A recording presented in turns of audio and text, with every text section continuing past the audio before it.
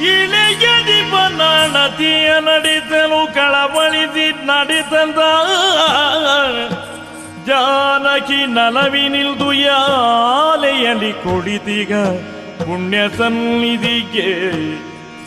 ಬಂದರ್ಮೈದು ನನ್ನನ್ನು ಕಾಣುತ್ತ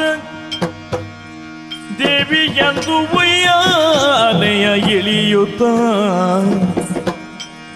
ಹೊಂದಿದಾನಂದೀರೇ ಗದಿ ಬಳಿ ಬಂದು ಕೇಳಿದ ವಾತ್ಸಲ್ಯದೀಗೆ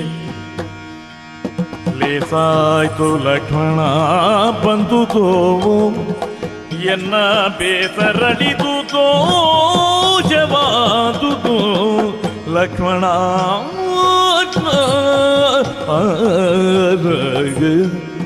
ಆ